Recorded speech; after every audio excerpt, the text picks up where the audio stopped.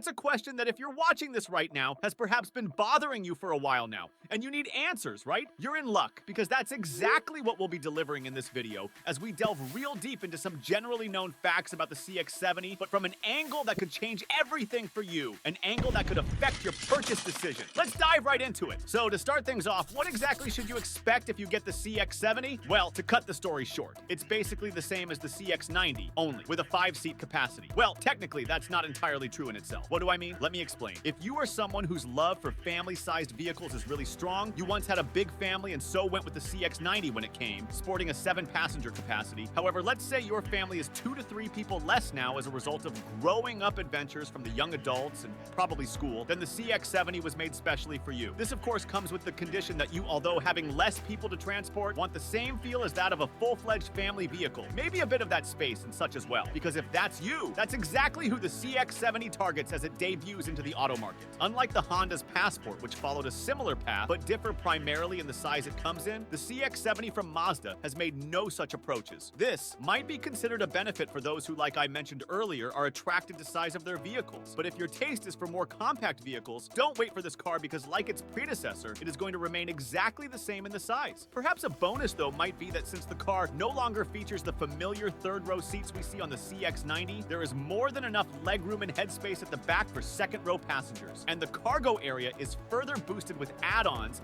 as we get a nice-sized hidden storage well just under the cargo floor. That should excite people who do a lot of traveling on a regular basis and have some personal stuff that should go to cargo, but well out of immediate sighting. However, so far, we've only seen similarities to the CX-90 and the CX-70. So are there any differences at all? Well, yes. For one, you immediately recognize the CX-70 from the design and color cladding of the front and rear bumpers, blacked out trim, and smoked chrome. The chrome does a good job of appearing handsome, however. I can't say the same for the rest of the darkened trim. Moving to where we got body color on the CX-90 on the door handles and on upper portions of the side window surrounds, we instead get a black plastic makeup on this car. I don't really know if that's a thing or if you should be worried about that because I'm not, but just so you know, this is what this car will look like when it comes. Of course, we still get the addition of new wheels to complete the few exterior changes, which I believe most people should want to look out for, as it blends in a decent way with the overall blackish trim offered, as well as that like and subscribe button just below the wheels of this car, which would really affect your car views a lot as we keep delving deeper and giving more value. But we've only just brushed the exterior potentials of this vehicle, what lays inside and beneath. Just like with the exterior, not much has changed from the old ways of the CX-90. We still get the same basic layout complete with all the standard features and beautiful design, only this time it is nicer. You get more interior trims to choose from. One that really caught my eye is the black and red combo, especially as it blends seamlessly to the outer design of the SUV. And power! For power, nothing's really official yet, but we should get the introduction usage of the 3.3-liter inline-6, which is boosted by a mild hybrid system or its mate, the 4-cylinder base plug-in hybrid powertrain,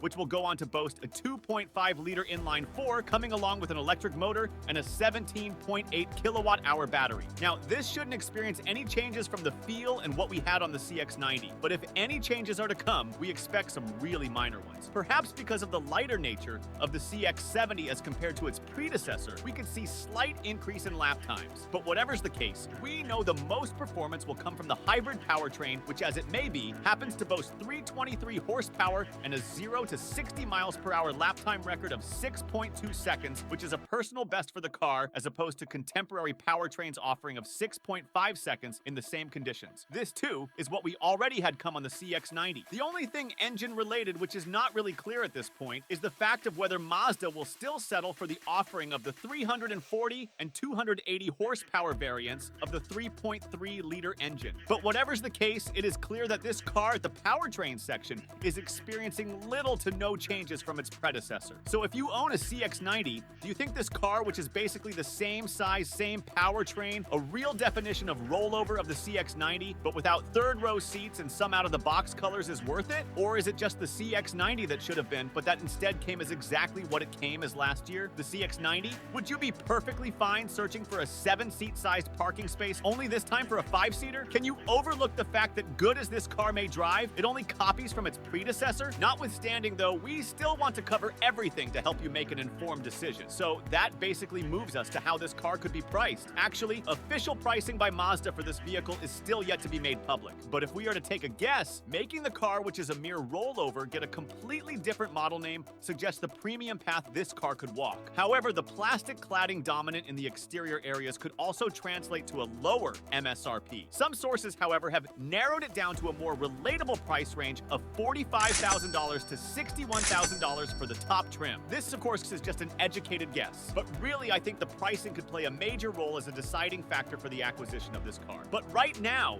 I want you to ask yourself those 4 questions again, and when you find your answers, the answer to if you should get the CX-70 or not should come naturally with it.